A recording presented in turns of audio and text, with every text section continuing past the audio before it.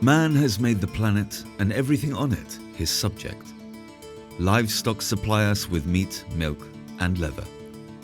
Around 2 million years ago, when our ancestors were beginning to walk upright across the African plains, an energy-rich food was discovered: meat.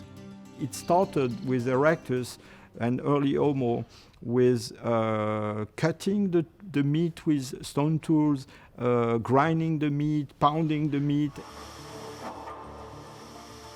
Today, around 800 million livestock are slaughtered every year in Germany alone. Many have been supplying the market for years with their eggs and milk. Vegans don't eat meat, don't drink milk, and even deny themselves that breakfast egg.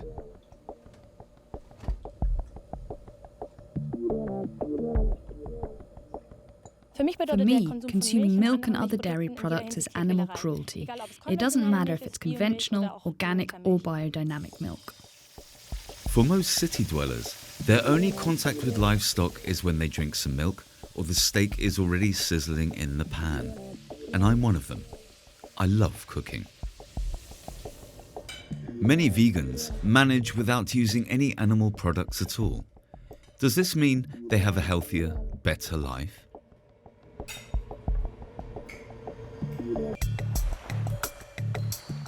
In the US, the vegan wave has long since become a tsunami.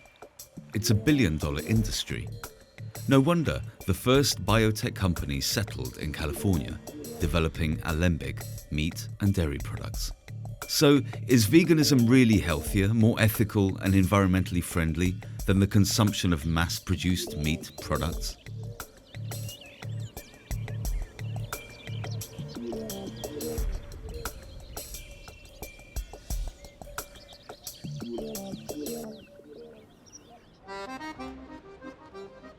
Between the Place de la Bastille and the Place de la Nation in Paris, the Marché d'Aligre takes place 6 times a week. France's culinary specialties can all be found here. The daily market is a temple of the French way of life and culture. A culinary culture that is admired across Europe, even across the whole world. Deborah Pivin is a great admirer of French cuisine. The American has been living in Paris for almost 40 years and demonstrated her American pioneering spirit when she opened a gourmet vegan restaurant in Paris. Actually, opening a vegan restaurant in Paris meant mastering absolutely a vegan cuisine and French cuisine. And people, what they love about French food is the essence, the spirit of it. It's the technique, very good products, and a whole history of tastes and textures and sensations. So, because I love the foundation of what vegan means, and I love Paris, putting the two together was just as perfect as you can get. As vegans use no animal products at all, they often make do with plant-based dairy substitutes in the kitchen. Are they as easy to cook with as our standard dairy products? We have no problem making crème brûlée. Cakes, the macaron, the pâte à choux, which is used to make eclairs. No problem. People were ecstatic about it. And where would we have difficulties? Well, cheeses are the only thing that we are still youngsters at.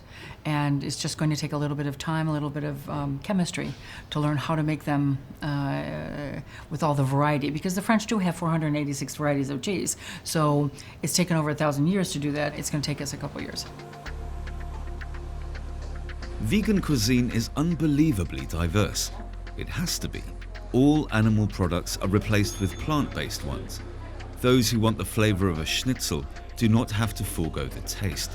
The secret is in the spices and the technique that enables you to replicate the consistency of meat. After all, you eat with your eyes too. Firm and tasty. This is pizza dough that you put into water and knead. It takes out the starch. Then you're left with a mass that you can fry and which tastes like pork.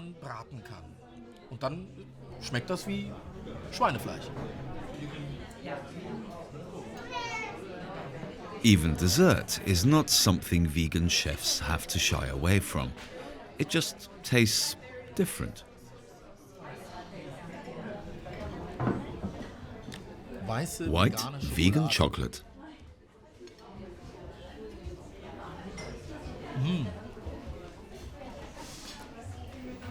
With this skill, there are always new delights for the palate to be discovered. The vegan kitchen is in no way behind conventional cuisine. Either it tastes or it doesn't. But as there is more to eating than just nutrition, it's worth taking a look behind the scenes of a vegan kitchen. The blue lupine is a special plant. Farmers used it as a protein-rich pig feed. It was very bitter, which is why the pigs didn't like it.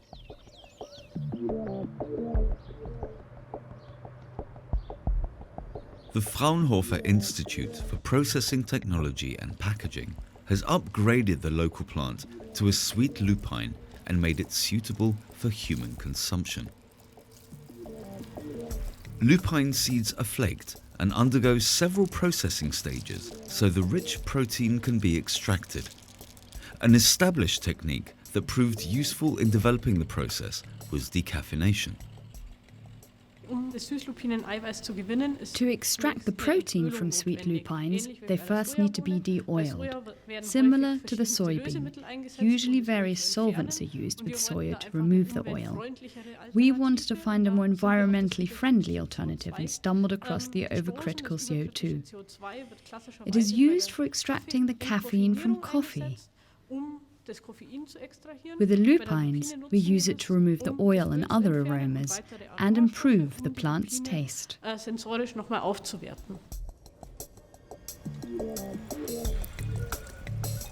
It was through cultivation, not by means of genetic modification, that the scientists succeeded in reducing the bitterness of the sweet lupine.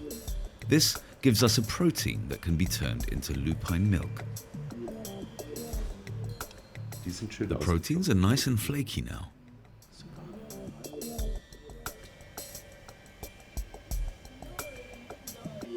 Those who want to make a milk substitute not only need more protein, but also oil and sugar. Adding water produces a white liquid that can be processed like milk.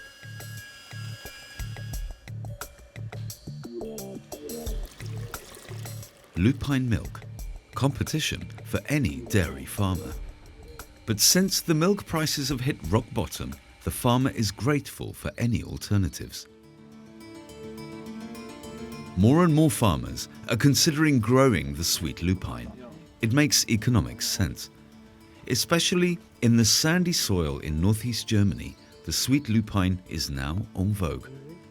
As a new field crop, the lupine takes nitrogen from the air and passes it onto the sapped soil. For this reason, farmer Sebastian Greve barely needs any pesticides and still has a larger harvest. Next year there will be rye growing here, and we can assume that we will generate €150 more from the areas where we had lupines growing. For farmer Greve and his client Mark Zillmann, it's a win-win situation. The sweet lupine is an indigenous plant, so we can use protein from the region. It's also a great functional plant that can really produce milk. Just imagine, you have milk that's made of water, milk fat, milk protein, milk sugar, and all of that needs to be reproduced if you want a milk substitute.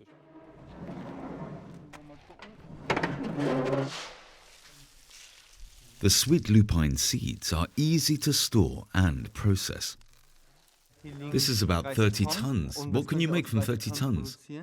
30 tons make about 150,000 litres of milk, so that's quite effective. Only a few kilometres from the fields where the lupine grew, the lupine milk is produced.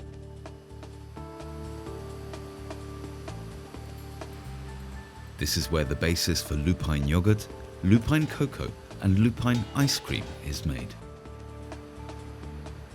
Lupine milk can be used just like normal milk that comes from a cow.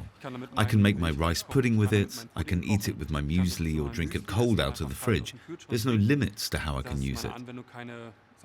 That's the advantage, as I don't have to give anything up.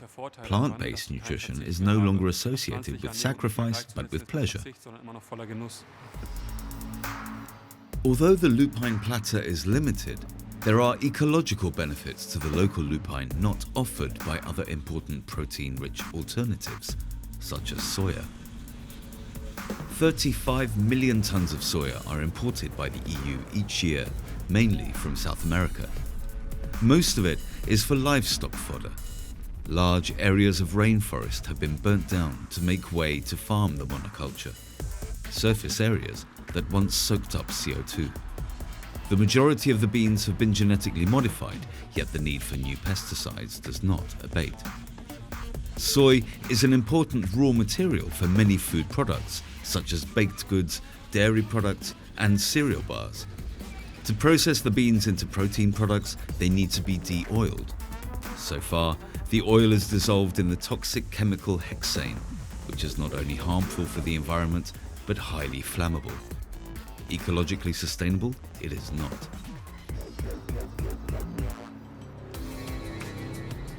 In many ways, Berlin is setting precedents. At the moment, the German metropolis is proving to be the vegan capital of Europe. Jan Bredak, a former manager from the automobile industry, is now head of a vegan supermarket chain and embodies this trend like no other. He wants to earn money with his enterprise, but at the same time make the world a better place. For 35 years, I myself drank liters of milk according to the old tradition. It's healthy. My grandmother always said that if I ate my dairy, I'd grow strong. These are rituals passed down, conditioned modes of behavior. For me, it was the old moment when you have this picture of a cow that stands in the field and eats grass and gives milk, and then when you realize that it's a mother's milk that she's giving, that picture is ruined. You realize that we inseminate cows, take their calves away from them, slaughter them, and then the cows stand there for 5 years before they're sent to the abattoir themselves. These are the things where you say, if only I'd known that earlier. And these things happen. For me, it was a wake-up call, and I think it's happening to a lot of people at the moment. Bredak wants to combine ethical principles with business principles, and that seems to be working very well. Matcha tea is the latest craze. 12 grams, and when we're at 120 grams, that's enough for 10 shots.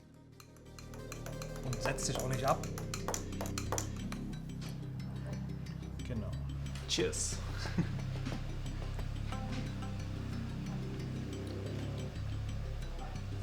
Krass. Ja. Fundamentally, you can say that we are niche. We come from a movement that protested to our society about food. That's where veganism comes from. For 20, 30 years, it was, I'm different, you're shit, I'm better because I eat differently. That was the elitist claim to be different. What we did is that we opened up the vegan world and made plant-based nutrition accessible to the masses.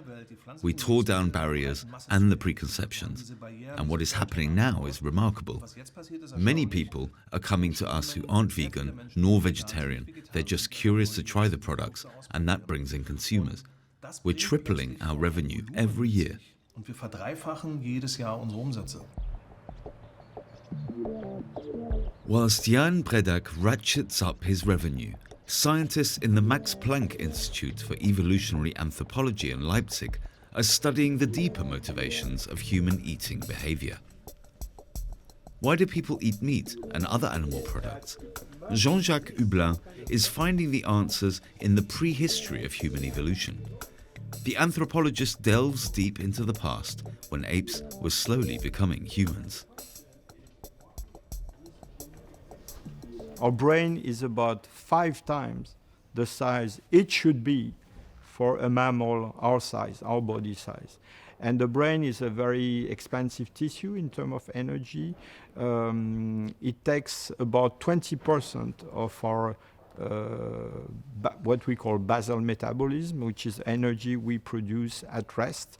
And this is consumed by an organ that represents only 2% of the body mass, so a huge cost.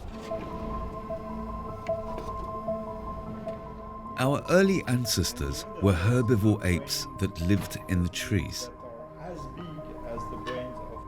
2 million years ago, Homo erectus was hunting small living animals on the forest floor, and brain size increased. In average, they have bigger brains than most modern populations. Our ancestor would cut the meat from the bones with small stone tools. But the second spectacular phase of the brain growth of the Homo only happened after the discovery of fire and cooking over 500,000 years ago. The reason why cooking is so important is because cooking facilitates the way we can incorporate this high energy, this food rich in energy, especially meat. And then we see another, I would say, acceleration in the brain size in hominins. In the course of the last 500,000 years, there is a spectacular increase of the brain size without any related increase in the body size. So the proportion between brain and body change again. By studying the isotopes in human bones, the scientists can ascertain what humans were eating 500,000 years ago. And it becomes evident. From an evolutionary perspective, our metabolism is still in the Stone Age. We are good at storing fat for bad times. But as we no longer have to hunt for the food ourselves, but more often than not sit lazily on the sofa, we get ill. Our extremely high energy diet, combined with little movement, causes civilization diseases such as cancer or diabetes. So modern societies are faced a new challenge, which is changing our diet another time and somehow designing a new way of fueling our body and our brain, which is still needs energy, but in I would say, a more reasonable way, considering the way of life modern humans have today.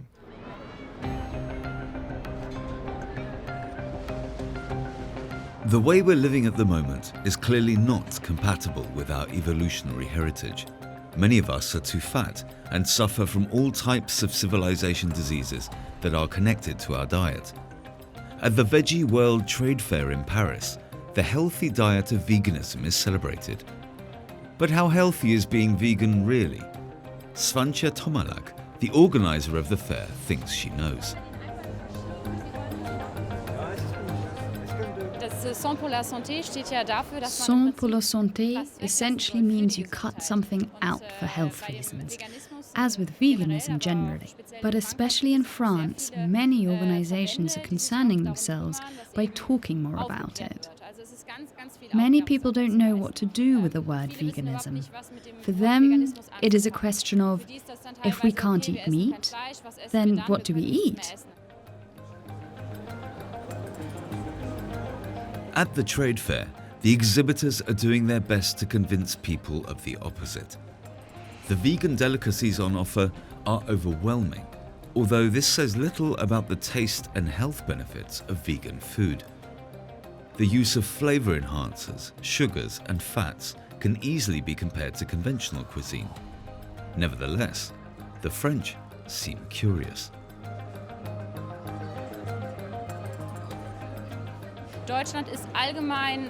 Generally, Germany is more advanced than the French market. This is because a lot more work needs to be done here, educating people. This is starting with recent media reports about scandals in organic slaughterhouses, where animals were treated very cruelly. A while ago, these pictures wouldn't even reach the public. For reasons such as these, vegans claim an ethical imperative and cry out for animal products to be avoided. Those who have seen the secret recordings made by animals' rights organization L214 will certainly be put off their next stake. These clips were shown in the big daily news shows, and it really clicked for some people. It is the unbridled truth about modern milk and animal production which drives consumers to make more conscientious choices. Cosmetics, shoes, t-shirts, all made without any animal products. But going completely without animal products, despite all the urging to do so, is not as easy as it may seem. We're at Lake Constance. Annalena Klepp has made herself at home along the Swiss banks in Kreuzlingen. The vegan blogger wants to take a closer look at the first vegan hotel in Europe. The Hotel Swiss in Kreuzlingen is the first of its kind. I want to get my key. Number 31, third floor. Thank you. From a rich vegan breakfast to chair upholstery and soft pillows. No meat, no milk, no leather, no goose down. A vegan's dream. There's a wide choice of vegan alternative products. From milk to cheese, there's a substitute for everything, as even some vegetarians have a problem with cheese. But why? Vegetarians who are vegetarian because they do not want animals to die because of them get into an ethical dilemma when it comes to cheese. Many cheeses contain rennet, which comes from calves' stomach and for which the calves need to die, which means a lot of cheeses aren't even vegetarian. But why do vegans even try to imitate these types of food? You're used to eating cheese for breakfast and seek familiar products, especially in the changeover phase when you begin to eat vegan.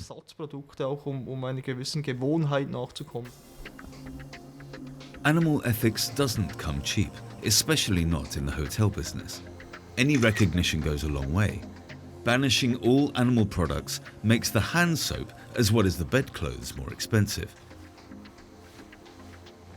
Goose down is not a necessity, and even the staunchest vegan can sleep easily. And bloggers like Annalena ensure that word gets around where vegans can find a good night's rest.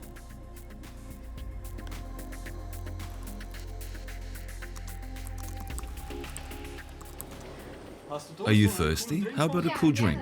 Yes, please. We've got the highest quality. Is it local?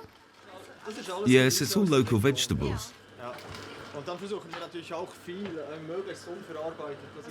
And you even do it with a stem and all. Even with the stem. Okay. Cheers, nice that you're here. Once the initial formalities are over and the quality of the ingredients is fitting, the world of new flavors can begin. The added bonus that there is a focus on local produce combined with vegan ethical principles is a win-win situation. That wasn't even clear at the beginning. In the beginning, we wondered whether the vegan concept would be a disadvantage for a hotel. But in this border region, the vegan concept has been an economic chance to fill a niche and makes absolute business sense. The vegan wave is bringing new customers to businesses that are adapting. But can the business also be deadly? Every now and again, the public is shocked by stories of young children who were vegan and died from malnutrition. Can a purely vegan diet be dangerous or even lethal? Why did these children have to die? In Germany, scientists are seeking answers to these questions. Professor Bernhard Watzel is head of the Max Rubner Institute for Physiology and Biochemistry of Nutrition. Infants, small children, are growing organisms. Compared to adults, it's very important that all necessary nutrients are amply supplied in their diet. The need is especially high in small children, and an important example is vitamin B12. Vitamin B12 is found in meat, fish, eggs, and milk. A B12 deficiency causes tiredness, weakness, and depression, and can lead to irreparable damage in the central nervous system. Many dairy substitutes contain artificial B12. A chemical analysis shows a high level of industrial processing in these substitute foods. They are an artificial mix of substances that try to emulate the original, a mix that's not necessarily healthier. There's no scientific study that shows it's healthier to not drink milk, and ultimately one food product won't determine whether your diet is healthy or not. Diversity is important. I need the vegetable part, I need the meat part. I can have a healthy diet without the animal part, but then I'm in a situation where I need supplements. That's necessary if you want to have a diet that's entirely plant-based. Nature really did intend for us to have a mixed diet, not to the extent that we are eating animal products today. We obviously have too much, but some meat in our diet is an essential foundation if you want to eat without supplements.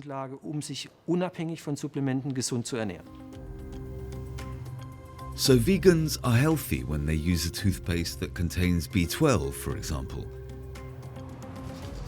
Or they take vitamin tablets every day. For many, it's a better alternative to consuming milk. Alternatives that readily replace the function of milk are usually less beneficial in their makeup. They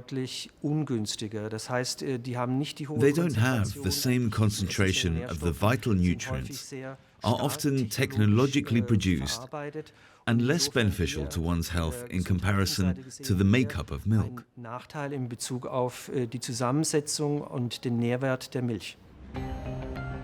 Highly processed food does not have the reputation of being healthy. Daniela Krell, consumer protectionist, explains. Soya was the first milk substitute. Now a wealth of other substitutes have been found. And if you look what's in them? Yes, one tries to imitate milk by adding flavorings, but also certain vitamins that are in milk, whether it's calcium or B12. These are vitamins that are vital when one is on a vegan diet. And there is, of course, sugar to give it more flavor, around a cube of sugar for every 100 milliliters. These recipes are trying to emulate milk and its nutrients.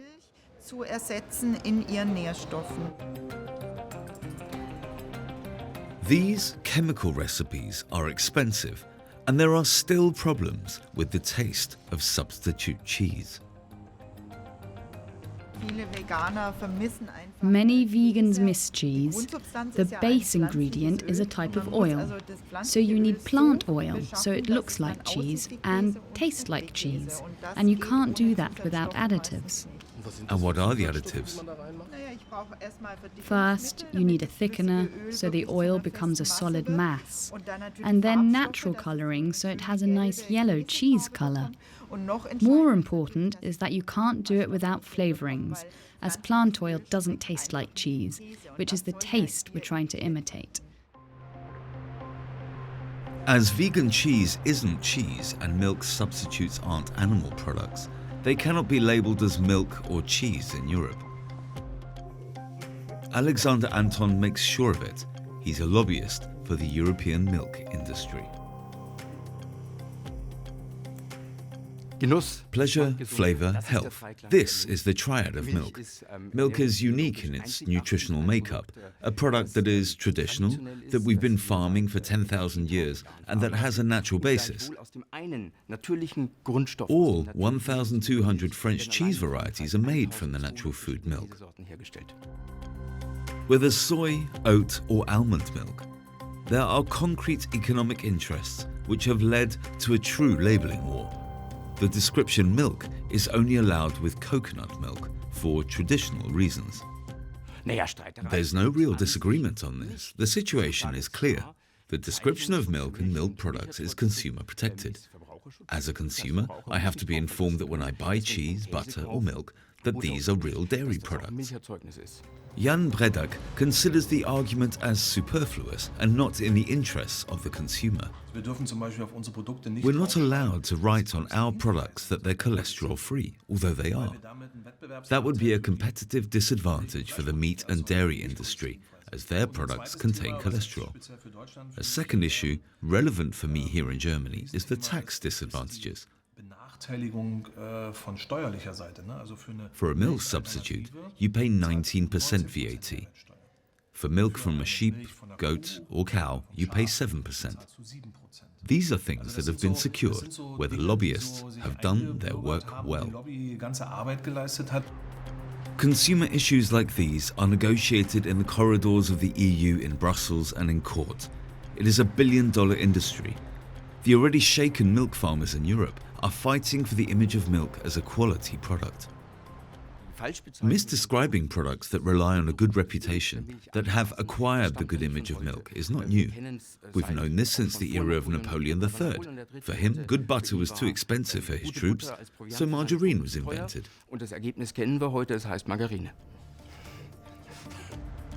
Since Napoleon III, cheap margarine has conquered its place in many kitchens, and history seems to be repeating itself.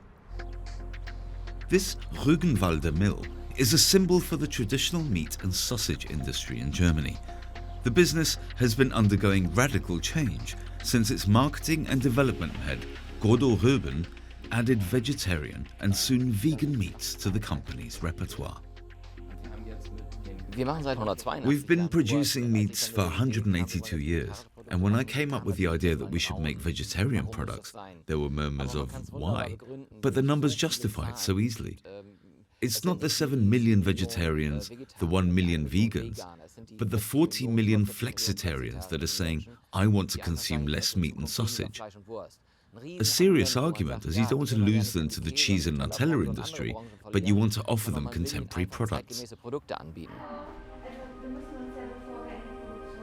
An appointment at the Rügenwalder base. A challenge for vegan blogger Annalena Klapp. I would like to see how seriously they take this. How do they even do it? How is the production of these foods different? And yes, what is the motivation?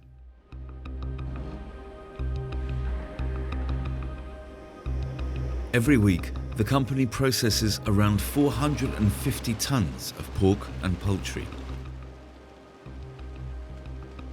Pate and ham are ever the favorite classics.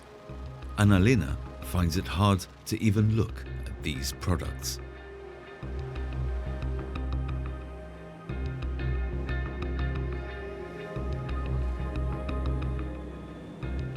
But the enterprise already has 11 meatless variations in its repertoire, 2 of which are vegan. It took 3 years for the first vegetarian sausage to be brought to the market. For Annalena, the change can't come fast enough. This is where the animals that you want to free are still processed. It is a funny feeling, but I think it is moving in the right direction. And I hope that in the future, animal products will decrease. A lot.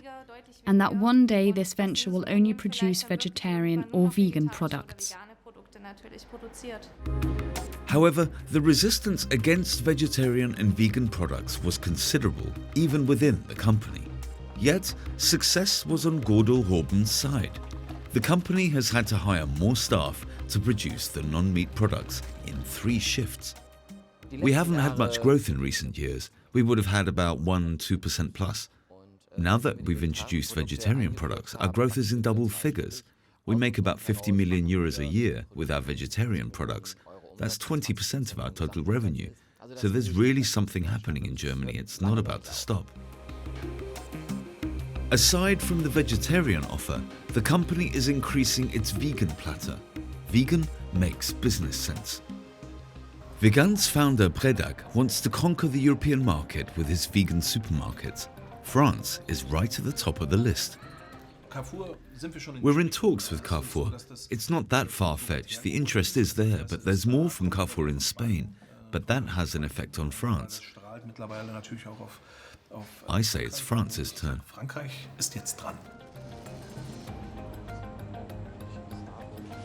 In Berlin, this vegan future has already begun.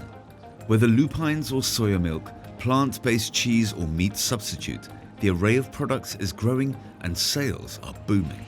Many others are jumping aboard the trend.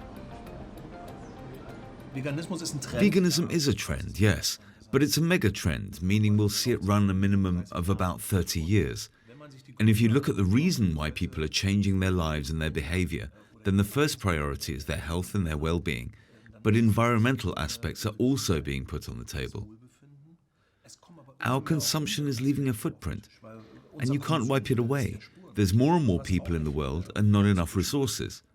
And the focus on feeding animals means some people go hungry.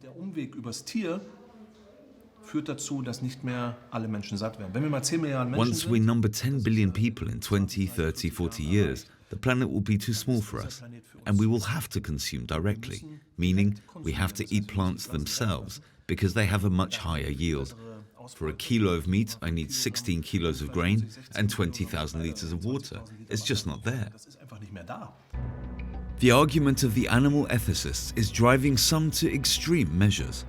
Jan Pfeiffer and Denise Weber from the German Bureau for Animal Protection have been fighting against the industrial farming conditions and the dairy industry for years. To prove offences against animals on dairy farms, they break in and record footage. How many consumers know that calves are taken away from their mother right after their birth, and that cow's milk is mother's milk being withheld from the calves?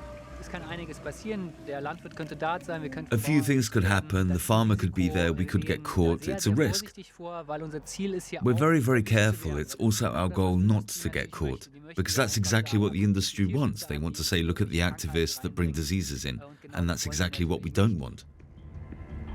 The two activists are on the move again. This time, it's a nighttime operation in northern Germany. Careful preparation is needed to make sure no bacteria is brought into the dairy farm from outside. We have a camera with us, an infrared camera, just to show in what conditions the animals are kept, to give the consumer an authentic look behind the scenes. But first, the law has to be broken, as the two are trespassing onto an entirely unsecured dairy farm. The cows lie on too little straw with swollen udders that are unmilked. The calves have long been taken from their mothers and penned together into a neighbouring stall.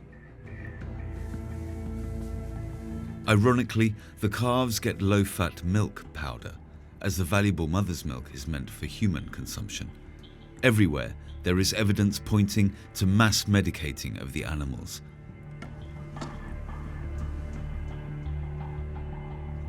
A few of the calves seem to be suffering from extreme diarrhea. The sight of the calves that we have seen makes me very distressed and sad. But most of all, it makes me angry. I am angry at the people who are responsible. Primarily that is of course the farmers, because they keep the animals this way, but also mainly the consumer. Just because he wants to drink milk and eat dairy products, the animals are kept like this, and that just shouldn't be. We don't feel like we're doing something forbidden here. We're just exposing what should be forbidden. Everything that one can see here should not be allowed. It shouldn't be, but yet it is. Which is why we're trespassing, to bring it to the public's attention. A new barn, new evidence. More suffering that the activists will put on their website and use against the dairy farmers. And then they make a gruesome discovery. Something that is a standard but little known part of everyday dairy farming. Oh, what's that? A very small calf. In Germany, the mortality rate of calves is around 15%. Far too high, the animal rights activists say.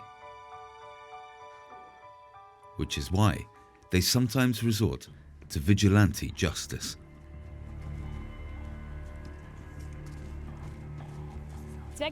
We saved Zwergi from a previous dairy farm. We found her in a so-called calf igloo. She would have suffered the same fate as millions of other cows in Germany. She would have been pulled through the milk production cycle, would have been artificially inseminated, would have been forced to bear calves to produce milk for the human consumers.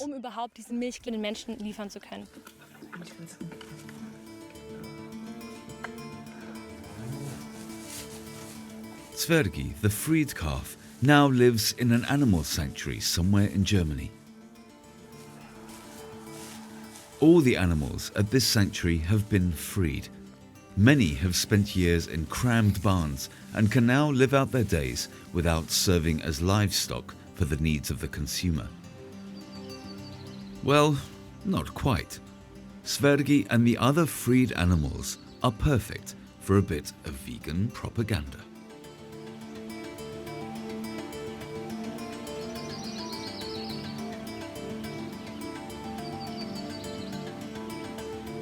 For Annalena Klapp and her boss Sebastian Joy from the German Vegetarian Union, the animal sanctuary and freed animals are worthy of a story for their circular.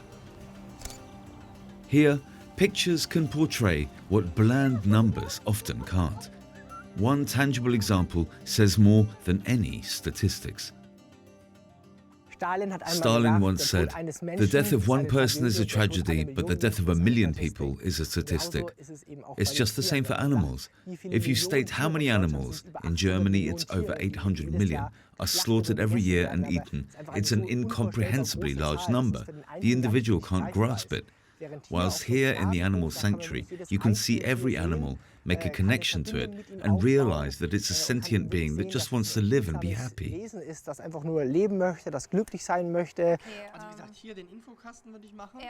The story is too good not to be used.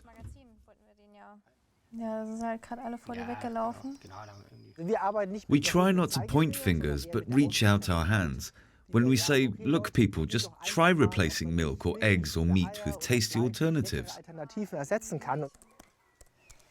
The arguments to do so are convincing. The consumption of animal products, milk and meat and eggs, produces more greenhouse gases than all transport, ships, cars, aeroplanes combined. A vegetarian diet can balance one's own carbon footprint by 50%, a vegan diet up to 90%. But what if we could eat meat whilst also preventing animal cruelty? Impossible. At the University of Maastricht in Holland, Professor Mark Post is working on a decidedly non-vegan alternative to save the planet and combat hunger: artificial meat made from cows' stem cells. All of us, but also cows, have in their muscle stem cells. They are designated skeletal muscle stem cells. They can only produce muscle tissue. And they're sitting there doing nothing, waiting to repair the muscle when it's injured. That's their role in life. They can do that inside the body, but they can also do that outside of the body. Professor Post presented the fruits of his labours to the world press in 2014.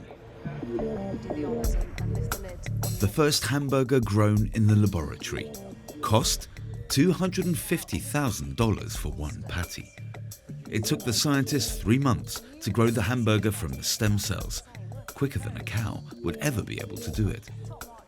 Fundamentally, the technique could also work with chicken and lamb. The possibilities are endless. So we have been able, from that small sample, to culture sufficient cells for that hamburger. If you do the math, if you calculate, and the number of doublings that you can get out of these cells, that small sample could produce 10,000 kilos of meat. 2 stem cells could potentially become 10 tons of meat, and no cow, sheep or chicken would need to die for it. Will the meat of tomorrow no longer come from the barn or the field, but the bioreactor? What consequences does this technological breakthrough have for the environment? We have 1.5 billion cows on this planet. And this technology still would require some cows because they need to donate those stem cells. But you could go down from 1.5 billion to say 35,000 across the world. Could Mark Post's visions become a reality? Can the greenhouse gases caused by mass farming be drastically reduced? Artificial meat from bioreactors, ethical, efficient, and ecological? Could eating meat be a way to prevent animal cruelty and save the planet? Only if it tastes good and comes cheap.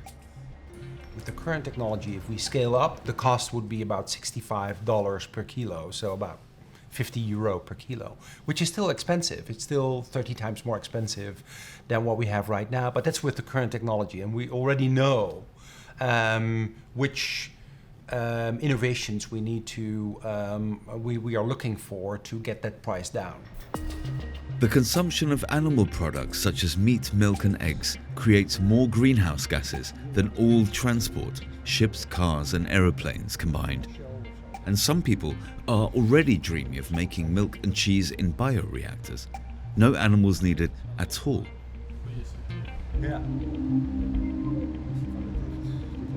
I think it's actually a great idea to make the milk proteins by bacteria or yeast or whatever organism it is used to produce that, and add water and other substances and fat maybe to create the same product.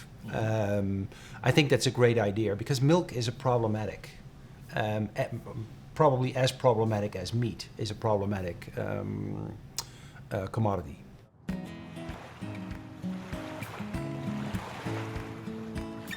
The Bay Area around San Francisco is one of the world's hotbeds of innovation. This is where the computer revolution of the 20th century took place. Apple, Intel, Google and co. In the 21st century, the biotech revolution is to follow the digital one. And once again, it all starts in an old garage. Near Berkeley University, biohackers come together to make vegan cheese out of marine mammals. What may seem impossible at first glance could become a reality when you take a closer look. The narwhal is just because it's kind of cool, because we can do it. We can do any mammal that has had its genome sequenced. And so this was really sort of to get people excited about the idea. Hey, we can do something really different because yeah, it's probably very hard to milk a narwhal. I don't think anybody's ever made narwhal cheese before. So this is showing that not only can we reproduce things that already exist in the world, you know, cow milk cheese, we can do some really new things that are really only possible this way. Modern gene technology makes it possible, as does the internet. One can buy genetic mammal material, exactly the part that codes the milk proteins. Proteins that can be mass reproduced within bacteria or yeast cells. It's pretty easy to order the plasmid complete with your gene of interest in it. So that's what we've done here. So it's got that gene that tells the yeast how to make this particular protein. And it's got a few other features too. It actually tells the yeast, once that protein's made, kick it out of the yeast cell. That makes it easier to purify afterwards. At no stage in the process is an animal involved. Theoretically, it should be possible to genetically create vegan milk proteins in yeast cells, just as insulin is being produced in yeast cells already. Today, the biohackers from the Counterculture Lab in Berkeley are locking a human breast milk protein into a yeast cell. It would be the first component of artificial human breast milk that, together with plant oil, sugar and water, could form the basis for a vegan cheese. 5, 4, 3, 2, 1. That's it, right? Yes! 4.9, almost exactly right time. Awesome. Okay. Okay, so now we've And I'm pulled up. still alive. The theoretical path to making vegan cheese is known. The practical implementation with donated equipment from the biotech industry seems controllable, possible. Even the implementation of a protocol by a colourful mix of academic amateurs, biocomputer scientists, geologists, software engineers and chemists is possible. Yet, milk proteins are very complex. If it were that simple, we would already have vegan cheese. A long and rocky road lies ahead. The real challenges, though, will be isolating the proteins, getting them really pure after they come out of the yeast, because of course the yeast is making other protein as well. And then reconstructing these several proteins to make the larger protein structure. And this has been done in the literature when these proteins have been isolated individually from the mammalian sources, but we've never done it from yeast. And if we get everything exactly right, it will work the same way, but if anything's a little bit different, we may have to do some extra work to reconstruct those micelles. The relevant American supervising body, the FDA, has no concerns regarding vegan cheese, but cheese from human breast milk meets resistance. These are cultural reservations that weigh heavily on this. As heavily as the reservations of many a Frenchman about a vegan cooking school being set up in Normandy, the heart of the French milk and cheese industry. This is exactly what Deborah Pivin has done. She's convinced that fantastic French cuisine does not have to exhaust itself by serving ortolan drowned in Armagnac forever. The universe of the vegan taste spectrum has barely been explored. Can we have every taste? No. Right now, we cannot have every taste. We cannot have every texture. But because we're so adventurous and we want to find new things, we do cooking with things that no one would ever have thought of using before. So we are not reduced to using a small amount of products. On the contrary, the door is wide open.